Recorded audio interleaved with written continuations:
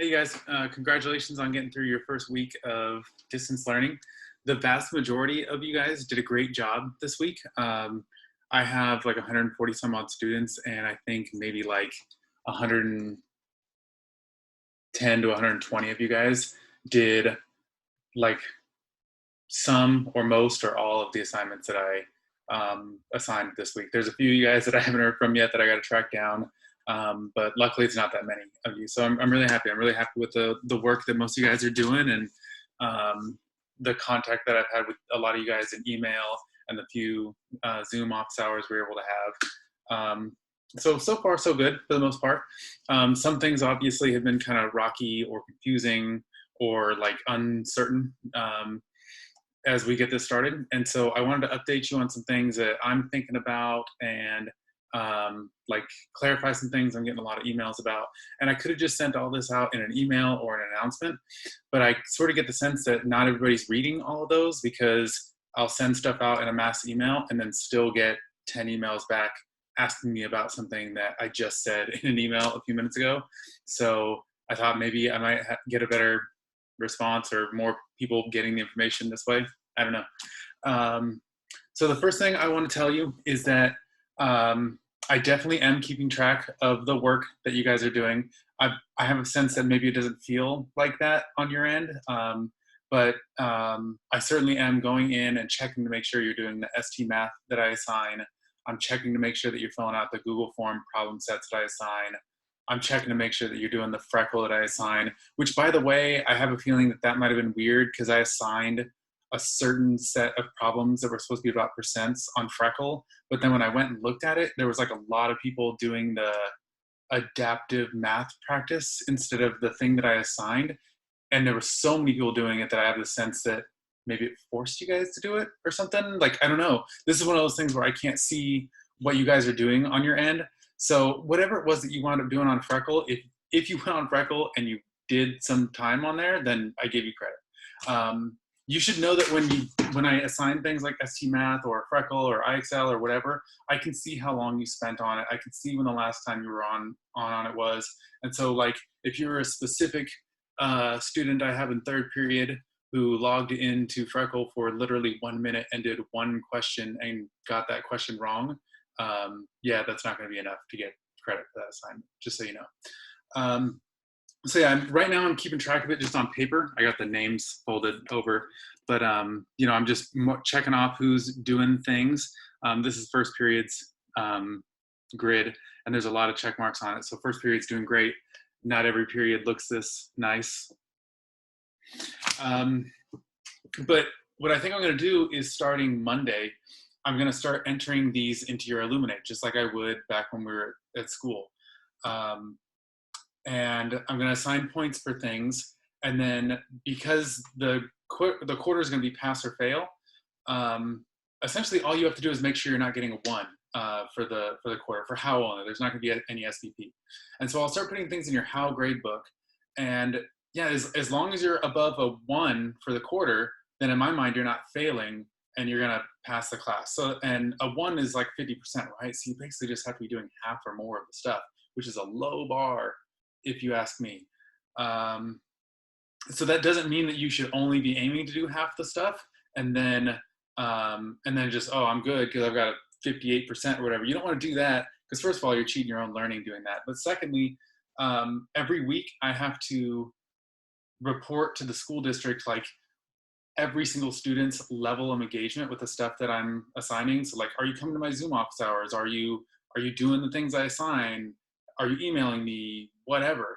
And if I have to give you really low scores on all of those things for a week, then you might get a call or an email or something from somebody at the school district. So you don't want that. So, you know, just make sure you're doing as much of the stuff that I assign as possible. So, you know, we don't have to go down that route or whatever.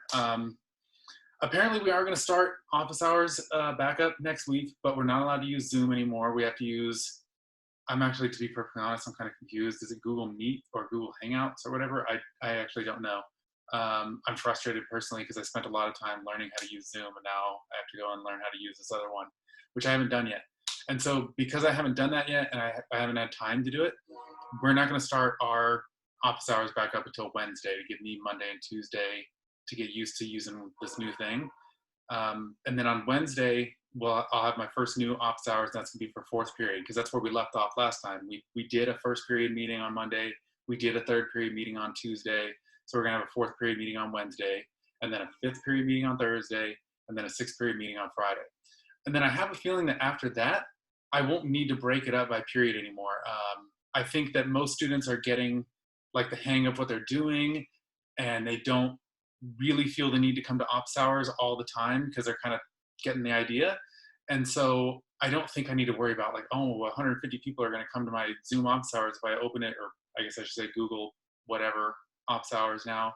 If I open it up to everybody. So not this coming week that starts in a couple days, but the week after, I think I'm just going to allow anybody to come to any of my ops hours. They'll still be at the same time, 10 to 11.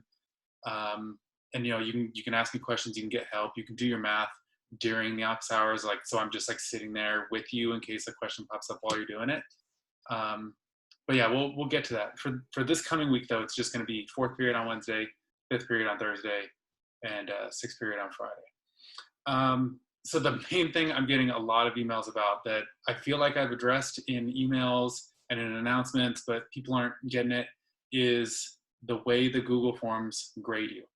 So I'm going to screen share real quick. I want you to see how these Google Forms that I'm doing the problem sets from the book in work, so you can get an idea of what's going on. If you're not sure what I'm talking about the fact that sometimes you enter an answer and it marks you wrong, even though your answer is right, just because you didn't write it the same way I did. Let's look at one of these Google Forms. So here's what it looks like when I make one of these. This one's just called blank quiz. I'm given a name or whatever. I type the question here. Here's your typical math question. If Johnny has 96 watermelons and he weighs 782 pounds on the moon, then I wrote it mess. Oh well. So how much does 13 bags of apples cost, right? So your typical math question. And now let's say the correct answer is that the 13 bags of apples cost $102.12. No. Let's say $1,002.12. So 1,000. Oops. So I have to delete this word, this correct answer here. What I'm doing is I'm telling the Google form what the correct answer is, so it can mark you right or mark you wrong when you enter your answer. So I'm going to say $1,002.12. But I didn't put the dollar sign, and I also didn't put a comma after one. Some people do, some people don't. And so if you put the dollar sign or you put the comma, then you're going to get marked wrong. And so what I do is I add another correct answer. And I say, okay, so this could also be right. Somebody puts the dollar sign, $1,002.12. But still, if you put the comma, then you're still going to get marked wrong, right? So I make another correct answer. And I go, okay, so what if it's dollar sign, and then they have the comma, and then 2, and then 12. Okay, but now if you did the answer with the comma but without the dollar sign, you're still wrong. And so I'll go through and think of every single possible way that I can that somebody might enter the correct answer. But if I don't come up with the way that you came up with, like you entered it with a word that I didn't put or with a symbol that I didn't put, but you know it's right, you know it's the same answer I put, then don't worry about it. You don't have to fix it.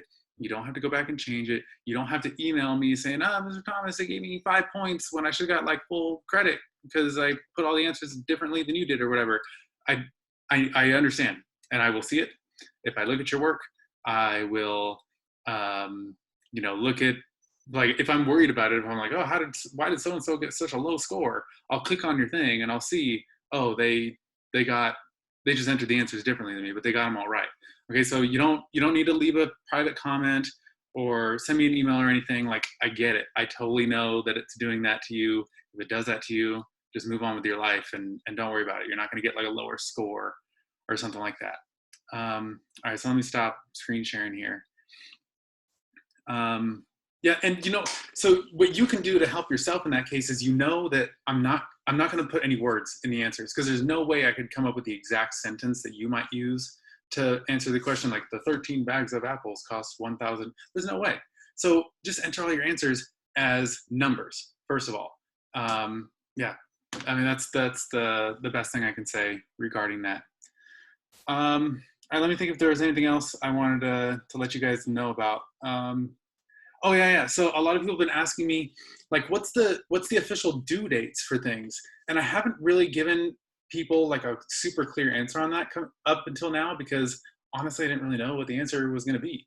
Um, so here's what I've decided: everything that I assign to you, it's due 1 week from the date it was assigned. So, for example, the very first thing I assigned to you on this past Monday was like to watch the first video and then to log into ST Math and work 20, 25 minutes, whatever it was, on the class path. That is due this coming Monday, 2 days from now.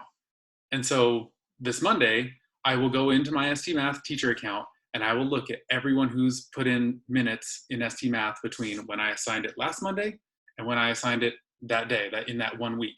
And if you're there, you get credit. If you don't, or if you're not there, you don't get credit. That's it. That's the 1 week window. And so then on Tuesday, I will check to see who did the problem set one Google form, because that's what I assigned the previous Tuesday. And so every day I'm going to go and check and see who did whatever assignment I assigned exactly 1 week prior. So on Wednesday, I'm going to have to check and see who did the vocabulary thing. I think was Wednesday, right? And so, yeah, just keep that in mind. Just make sure you're getting everything done within 1 week of when I put it up there, because a week after I assign it is when you should see it on Elluminate and you should see some points. And then after that, I mean, it gets to be too much for me to like keep going back to the same assignments and keep checking like, oh, so-and-so just did the FlowCab from 3 weeks ago, but I'm also trying to check this ST Math from last week or whatever. I can't be doing that. And so, yeah, you got to get it in within 1 week of its original assignment date. All right. I think that's it. I feel like I'm forgetting something I wanted to tell you guys, but whatever. This video is getting long enough. So start looking for your How grades in Elluminate. Google Hangouts, Ops Hours, Wednesday, Thursday, Friday with 4th, 5th, and 6th periods. Get everything done within a week of when I assign it. Don't email me if the Google Forms marks you wrong. Just move on with your life. Yeah. Oh, yeah. I remember one last thing I want to say. I have been looking already at who's doing the ST Math, who's doing the Freckle, who's doing the FlowCab, etc. And I noticed that the ST Math is the one that people are doing the least. Like almost everybody's done the FlowCab, almost everybody's done the Google Forms, but like half, maybe less than that of you have done the ST Math. And so I'm like, what's the deal with that? Is it because it's harder to log into? Is it because it uses Flash and people's computers aren't working well with it, right? Or whatever. I don't know. If you're having an issue with ST Math, you need to communicate that to me one way or the other, because I'm going to keep signing it. So you got to figure it out, or we got to figure it out together. Let me help you, get help from another student, whatever. All right. Have a decent weekend, you guys, and we'll get back to work on Monday. See ya.